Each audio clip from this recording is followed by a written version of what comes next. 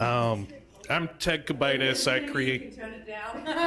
I create Cora. I've on several occasions gotten cease and desist orders from Google for my experiments, just poking the bear to see how they work. When most of the SEO world is over here, I'm usually way out there turning over a rock to see what's underneath it, and that's just what I do. I already introduced myself, but I think the most black hat thing I ever done was probably become Holly's friend. The stuff that she's taught me is pretty scary, and it's really impressive at how much it works. But yeah, I'm gonna filter that down. I'm not gonna tell you how much I actually did, Holly. So. So obviously I'm Holly, and I'm actually a white hatter, so I wouldn't even be able to do white hat. I would be fired instantly. So I think probably the biggest black hat, I do all black hats, so I can't say like on a level of being sued. I go anything that is above 8. Well, anything that's below 8, so 8 to 10, I make sure that I'm legally somewhat okay. But I think the most recent test I did was YouTube has kind of been like stale for me, I guess, and there hasn't been a lot of changes. So I got kind of into Jordan's GMB stuff, and maybe 3 weeks ago, I changed 4,400 GMB unclaimed listings to my phone number, and I'm taking all their phone calls and sending it to Home Advisor and probably reselling it to the businesses. I don't really know, but I didn't think it would work, but usually that's how my test goes. Like, I didn't think things would work, and it always works, so. Just to give you an idea, Holly has spoken here, I think, multiple times. There was one year I had to cut out half of her presentation from the recordings because it would have gotten her in trouble. And so that's how black hat she can get, an amazing wizard. So I just had to throw that in at you. I'm Jordan, been in this business for 11 years, primarily all Google Maps.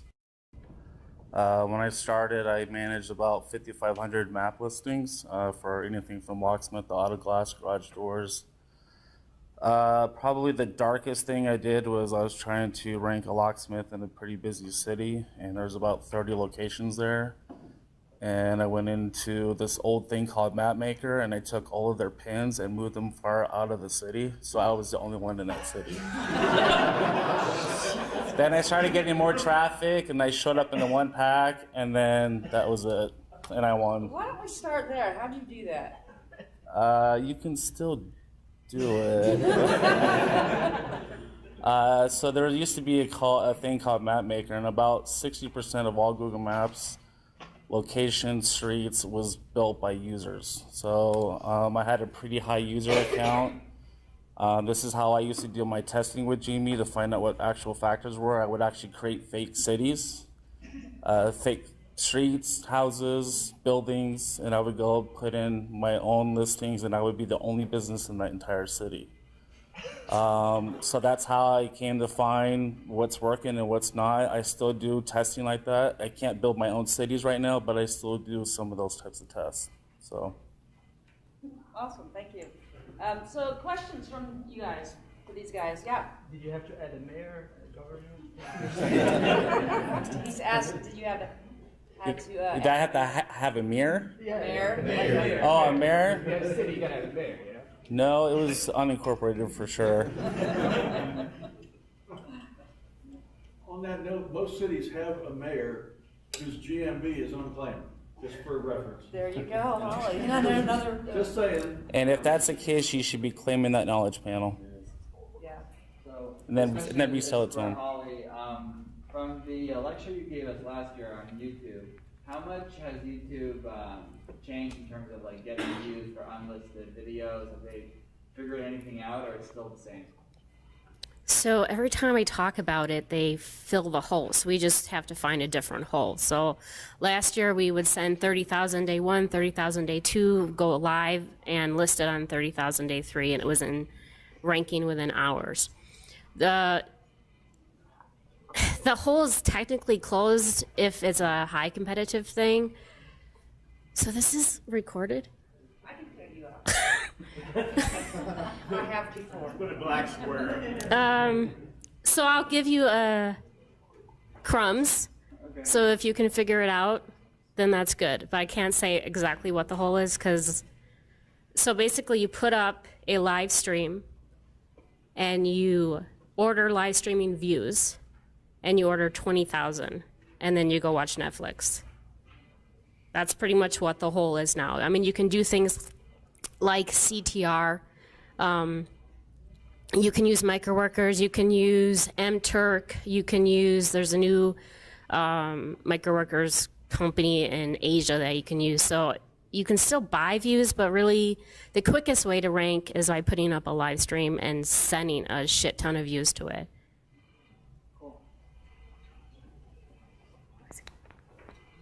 Questions? I mean, it's not very often you get these Blackhat guys up here talking. Another YouTube question, I guess. Back in spring of 2016, say February, March, a lot of kids channels did really well, and all of a sudden they just got pummeled. Yeah. I mean, there were these brands I thought were untouchable. 222 was this Israeli one. I mean, they're really nice and done content. All of a sudden, these all starting like early 2016, to the middle of that year, just got crushed, and it all dropped down to a low level and can't seem to rebound. And I watch these people on YouTube like Daryl Lee, these other people talk about them. They say, oh, they changed in March of 2016, but they never seem to know what it is. Yeah. I don't know if there's anything you have an idea what that could have been. So, yeah, so like we were at Vid Summit in October, and they were talking about the knocking down like nursery rhymes. We were really heavy into nursery rhymes. And you could do 500,000 on AdSense and nursery rhymes in a month. And then you could do like, if you had a kids prank channel, you could do probably $1 million in a month, easy. And they knocked them down because they were hurting the kids. Which is why people were watching it, because it was hilarious. But YouTube is trying to clean it up, which I get, that's fine, whatever. They're not ever gonna be able to fill all the holes. So the people who know how actually to get around there are people like Daryl Eves, who's on the YouTube spam team. So he kind of went back to YouTube and found out what the rules were, but you have to be in that circle. And even though I'm in the SEO, like a creator person who does YouTube is not a person who does SEO. They care about the consumers, and they care about their content. As a Blackhat SEO, I don't give two shits about you at all. I'm going to get you in my funnel, and you're never going to get out of it. So you can still do nursery rhymes, but you're going to be competing with such big channels. Like, pick something that is smaller and low hanging, because your money is going to be there. You can still work on it on the side, but you're not going to be able to compete with, like the big boys, like that shark, Baby Shark, I think it is. Like his channel does 700,000 a month. You're not going to be able to compete with him. Like even I couldn't compete with him.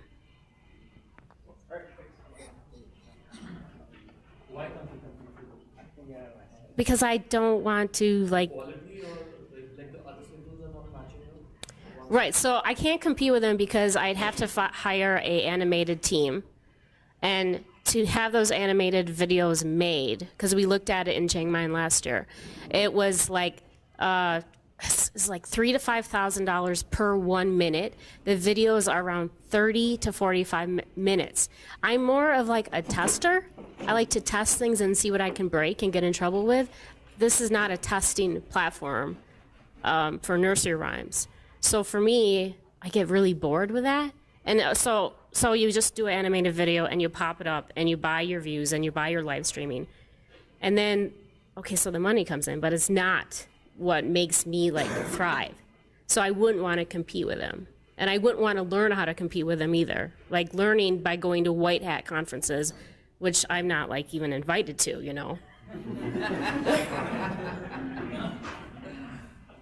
Hello, fellow white hatters. What do you guys think of what's going to happen in the next 12 months in the organic realm from a technical SEO /Blackhat /environment? That's a good question. Future vision. Cora? Kyle, you want to come up and help? Top fellow.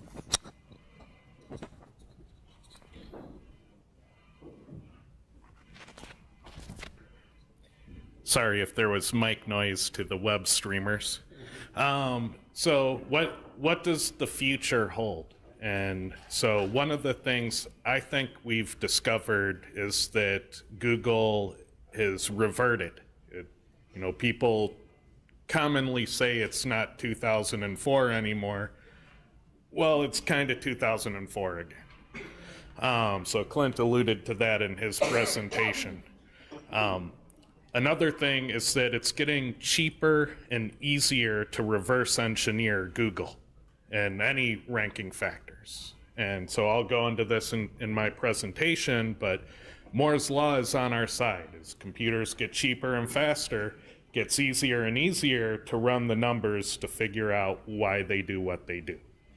And I know that the NFG community has people that's working on machine learning applications for reverse engineering algorithms.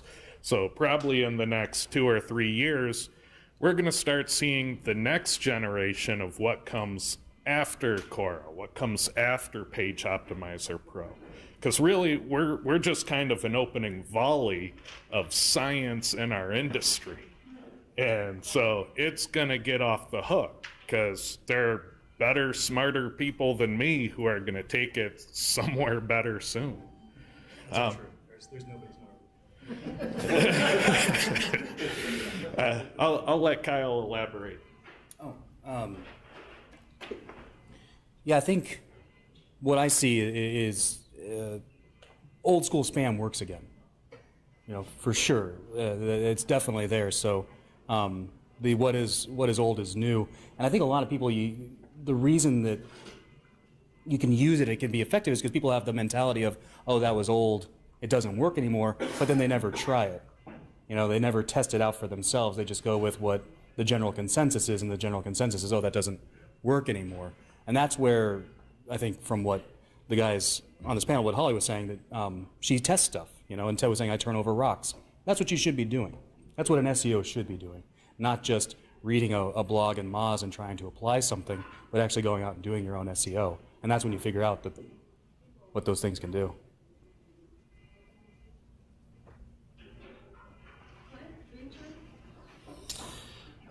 Yeah, they kind of take, again, coming after these two, you're like, okay, now I'm done. So I think it's the same. It's like I said in my presentation, go all those courses that you bought. I know you guys all bought courses because I did it too.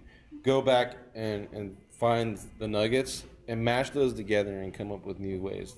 And you're going to see that stuff. That's why that's working. That's how we know the location page stuff works, and we know how it's going to filter the backlinks and stuff, because we just tested it and make sure it did it. We were doing those a long time ago. That's not something new. I didn't invent anything. I don't think there's an original thought in SEO in quite some time until these two came up with doing Cora, and then Dory and Kyle came up with doing SIA.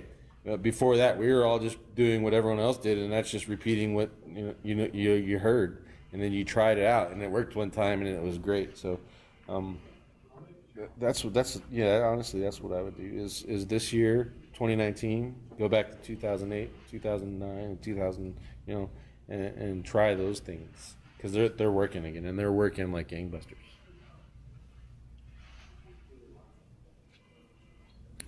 Well, I guess from my opinion I think obviously mobile video is going to be always going higher, but it's been, for me, it's been stale, so we kind of been doing new technology stuff. And I'm actually blackhatting the whole conference, and Dory doesn't even know, so I'll tell you. But if you have an Android phone and your Bluetooth is on and you have Wi-Fi on, I did this to Gary Vee on stage in front of like 800 people. I'm such an idiot sometimes. And you look at your phone and it says nearby notifications. And right now you have a YouTube notification from me, from YouTube, that we hacked the app to send to your phone. And we also sent it by Facebook. So it goes to Dory's Facebook, Actually, everyone in the hotel is getting it, and it will be sent to my We Are SEO Rockstars, which is #1 on YouTube, since you just said that was competition. So I just changed the video. But so for me, I think the new technology is what I'm excited about. Like Quora and Pop are amazing, but I'm trying to find different ways of getting free traffic. So beacons are a new way of traffic, and NFC, which is just like this card, and you tap your phone. So if you're at a restaurant, you just tap your phone to it, and you get the website on your phone. So it's pretty cool to go and talk to museums and restaurants and that kind of stuff. So it's like we're not going away from YouTube. We're just doing different CTR that we don't. It's free traffic. It's not like paid traffic. And that doesn't work on Apple. I can't have apples. No. Yeah, Apple is really tough. I tried. I would just probably have to echo what they said and really add on. If you guys caught on to what Kyle's last challenge was to you, is go work your fucking ass off. Just go build a site, go make money for yourself. It's really easy right now, and it's fun. SEO is a lot of fun right now. Just go work your butt off. Yeah, I got an answer too. So I have been saying for years that somebody's going to disrupt Google, and it just hasn't happened yet. And I still think somebody's going to disrupt Google. I mean, their site looks like it's 10 years old, 15 years old, like it looked like in 1999. It's going back to 2004, mass page builders we were talking about the other night. And I'm like, what's a mass page builder? And he's like, oh, build thousands of pages. And I'm like, oh yeah, I did that in 2004. I'm like, okay, let's get that software out. But I keep thinking somebody's going to disrupt Google and it's going to change all our lives. I mean, remember AOL? It was the king of the planet. I mean, as far as I'm concerned, in the early 90s. So I keep putting that out. I'm hoping that somebody, maybe Ted, build a search engine. Anyway, that's. I'm still future predicting that. And then when you'll say, oh, someone disrupted that. Dory said it in 2000 and. So other questions? Yeah. Jordan, with the new GMB, in your opinion, what's the best practices for the GMB posts? What, siloing, frequencies, things like that? You got to be active on them all the time. I don't do any like fancy siloing or any of that stuff. I don't embed posts. I just keep activity. On my PBNs, this is kind of a little tip for you guys, is every PBN that I build that's for local looks like a real site. It actually has a GMB. So what I'll do is I'll go make a post for a link in GMB that I'm trying to rank for, and I'll go write a post on my PBN GMB. And I'll link that out to the PBN page and also to the GMB page. So that's something that people don't really think about when they build PBNs, is to brand each one of your PBN sites. Build Facebook, build Twitter, everything. Then no one will ever know. So I would just say that. The biggest thing for a post is just activity. What are you doing to verify, other than unclaimed listings, just grabbing them? What methodologies, because there's a lot floating around, people are selling. Probably not today, but phone is still an option if you can do some things. Phone verification works. I'm going to tell you all, there's a method out there that uses the USPS for mail forwarding. Don't do it. It can land you in jail and a $100,000 fine. So that would be the only method don't touch. But there's still other options available. You can do phone verification, SMS.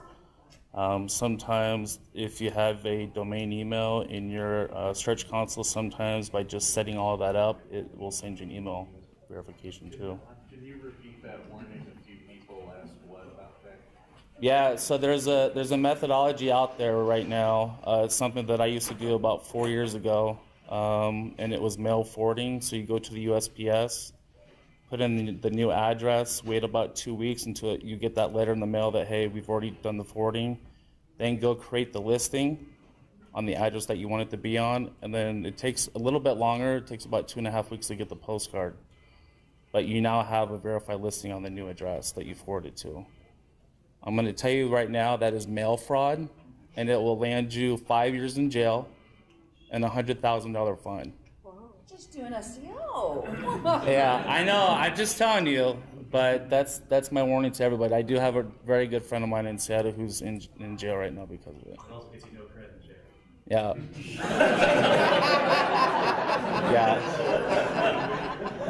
For GMB. But yeah, there's lots of methods out there. It's just like I said, you just test, just play around with it. There's so many things you can find by just testing. I mean, I test, Holly tests, we all test up here, and that's how we're able to find what we can find. I mean, I'm a GMB whiz because that's all I do is just play with stuff. So if you keep digging, you'll find it.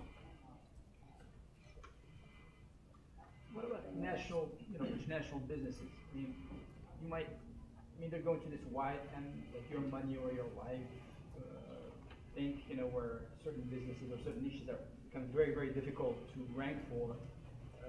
But it looks like actually the Black Hatters are doing better now, because a bunch of four-cores and a bunch of guys they're repurposing old domains that had links from like the government or something like that, and it's like shooting up, and everybody that had good content disappeared. I mean, they're asking businesses that actually, if they want to meet all those rules, they have to create an address, right? Even though it is like a national business. Let's say, for example, WebMD, they have like a bunch of addresses all over the country, right? I mean, how would you do something like that if you're a small operation? I mean, to compete with these guys? I probably wouldn't. For WebMD, that's a little bit different, but for me personally, I've always been a firm believer there's no better way to validate your entity and brand by having a GMB listing. So it doesn't matter if you're e-commerce or a national site, you should still have a GMB. It doesn't work for every category, but yeah, everything. So if you're doing e-commerce, then go create a listing for where your office is. I mean, you can't just like pick an address. I mean, they have satellites. You can use your home address. All right. You don't Yeah. want to get sued, probably. So, Huh? I mean, generally you don't want to use your home address, I think, anything online. My mom's got 15 My mom's done that. She's got calls, she's like, what? I use my home, and then I'll put a suite number on my house. I have 100 suites that don't exist at my Can you use house. one of those services where you pay to get your mail? Or You don't want to use like a mail service, like UPS stores don't use those. There's private like postal service mail services, don't use those. Yeah. Virtual offices are like kind of iffy right now. Yeah. I use your address. Yeah. I do. I go to Google. I find out where I want to be, and I use your house is the one where I want to be. I'm using your house. Is there a good city or a good zip code that actually works better? Because there's always something. It's mathematical, right? I mean, Is there a good city that works the better? 902, I know everybody knows that one. It's like in the series. No, I'll grab whatever address I can find. Same thing with your content. Thanks for all the free content, guys, by the way. I'll scrape all yours. Yeah, just go to the city and find a place, a house. You don't have to get that postcard.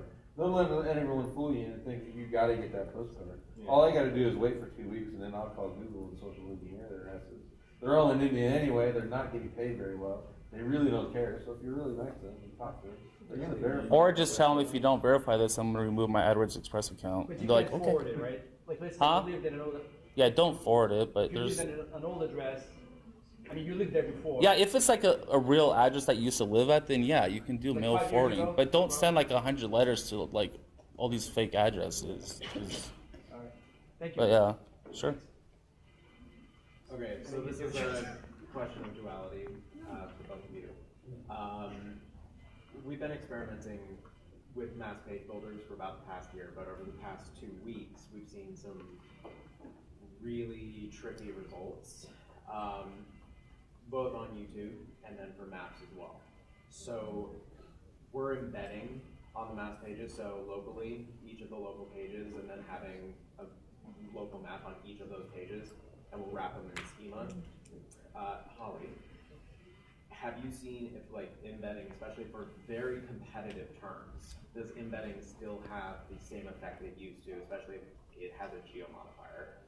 Jordan, we've been seeing map listings for really competitive terms popping #1 in like 2 hours just by doing something like this with a hyper-focused mass page build that uses zip codes or suburbs surrounding the main city that we're targeting. But, this is what I'm asking, we're only seeing it on the East Coast. Those exact same results replicated on the West Coast are having no effect at all. So, wondering if you guys have tested with that, and if so, what have you seen, or do you know if that's... So when you say competitive, is it legal competitive? What kind of competitive are we talking? You don't have to tell me just can you main niche it? A bunch of different niches. Legal was one of the niches. But I'm talking like the amount of videos uploaded and then the amount of views the top 30 or so videos have for that term. So are you uploading mass videos? So mass videos to me are 188,000. Mass videos to you, maybe 30. So if you're doing mass... No, we're taking the same video. Just yeah, one video. and you spin it. Yeah. Yeah. So we did this back in 2016. I had 3.5 million videos online on YouTube. And they came in and wiped me out in one day. Everything was wiped out. So now we try to do one video and rank it nationally. And so the pros of doing that is that you're really close to being in the terms of service. The cons of it is that it's going to take forever to rank in the big areas because you have to keep changing out your tags and your keywords. So if you're doing it mass, just realize you're playing a mouse and cat game with YouTube and with Google, and you're always going to be running ahead of them. But at some point, you're going to be caught. So when you do Blackhat, you have to be prepared to be caught. And you will be totally knocked out, like totally knocked out, and you're going to be devastated. But if you can't get back up on your feet, it's not worth it. So if you're going to do mass pages, it's really about keeping them indexed, which is what we do with CTR. We'll have, say, 100 videos, and we'll send to each video, we'll send like 60 every day or 30 every day for a couple weeks and make sure it gets indexed. It keeps getting indexed. And even if we stop the traffic, I've had videos for 2 years that we don't send traffic to and it's still ranking. We're not getting conversions out of it. So there's always like a sliding scale, I guess, of where your income is. If your income is going to be on the GMBs, some things are going to convert better on GMBs than it is on YouTube. If you're talking lead generation, I've switched over to doing more GMB lead generation than YouTube generation. So mass videos work, but you will be caught. And you wake up and you won't have anything. And I don't use the embeds anymore. I don't use any embeds. I haven't done any links in 2 years. I do 100% CTR. I just have a bot. I just run the CTR. That's all I do. That's why I'm bored, because I don't do any linking anymore. Really? The bot just does it? Yeah. And it's working? Wow. Yeah. You sell that bot? Is it a proprietary bot? What kind of bot? It's got it. Where can we get it? It's a bot that's on Zenaposter. So it's licensed to my email. So if you guys want to try it, I'll send you a VPS and you can try it. I don't really care. I have like thousands of VPSs, so it's not, And I'd say for maps, I don't embed anymore. So maybe just try doing it without embedding. I would test that. What's that? It depends on the size of the site, but it slows it down quite a bit. I know it just depends on what you have it on, but I just find that actually linking and sharing the GMB profile is actually better, and I get better boost doing that than embedding it. I've even had employees at Google tell me, share your link, share your link, share your link. So if Google's telling you that, sometimes you listen, sometimes you don't. Mitchell, did you have a question?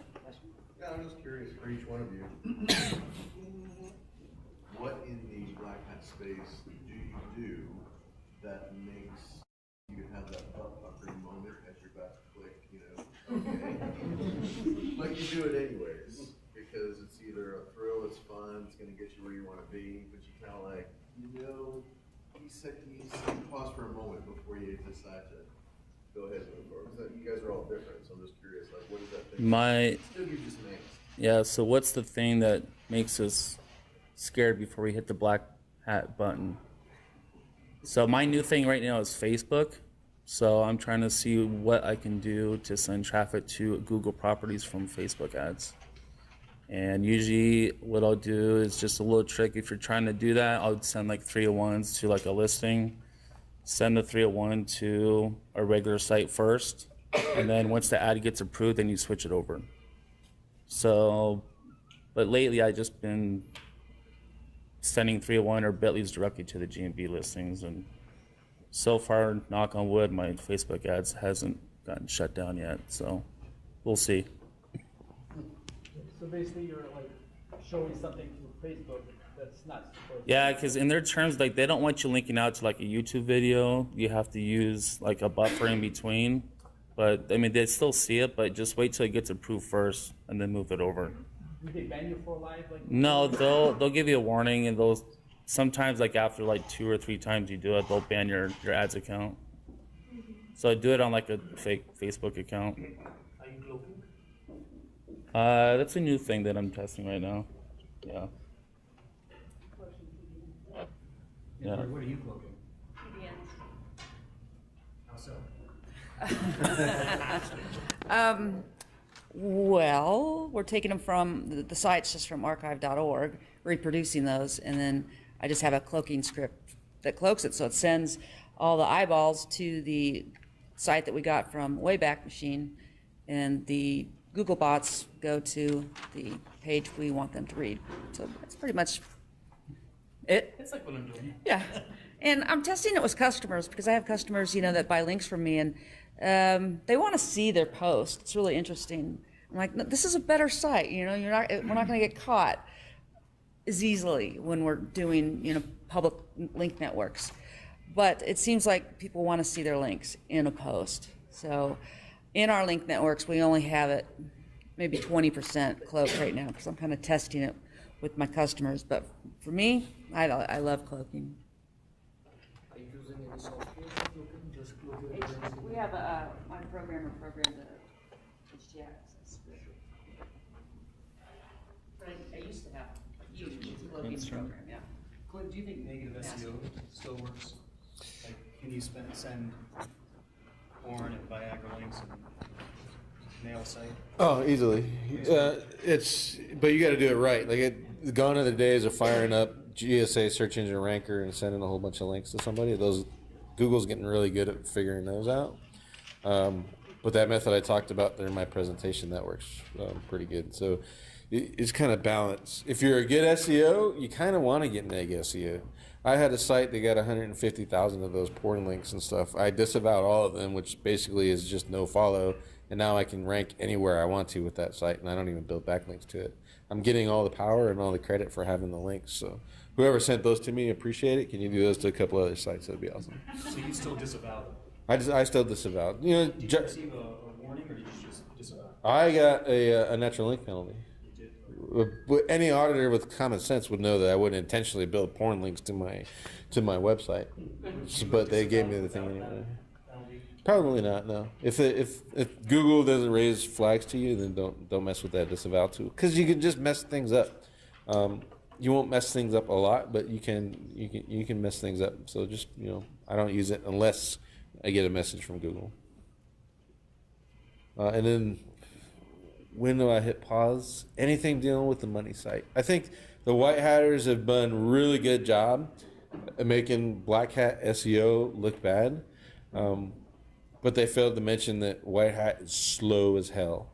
So, and we just, we're all about making money. That's what we want to do. We want to make money. We want to win the game. And we want to keep our clients around for a long time. And the White Hat method, in my opinion, like small businesses don't have patience for White Hat method. If month 2 you're not ranking, they're already calling someone else or calling you and crying. Clients suck, by the way. So you got to have the Black Hat method in there. It's got to be in your tool set, but you got to be able to articulate to your clients that just because they read on Moz that Black Hat is bad, and just because when they're hiring you, are you White Hat SEO? You need to be able to articulate why Black Hat is working, why it's kicking their ass. And they'll tell you right off the bat, my competition is doing X, Y, Z. I don't understand why Google's ranking. Well, it's because they're using Black Hat. But when I do Black Hat to a money site, anyone's money site, That I always think it through. What are the ramifications I'm going to do that to? Because there's nothing worse. Like 2 days ago, there's nothing worse than having a 2 million visitors a month site get an unnatural link penalty. It sucks. And when they're paying you $20,000 a month, they're going to call you right away and find out why you have an unnatural link penalty. So you got to be able to. Unnatural link penalty notices. Has anybody seen one in the last 6 months to a year? Really? You have? You've actually seen one sent from Google? I had a client who was hit by. I haven't seen any. Well, I think it's hear 'cause- about them much anymore. I mean, you know, in 2011, we were a little harder. It's now like 700,000. So it's just. I think it's because we're getting better at it. Like the one that I'm referring to was all exact match anchor.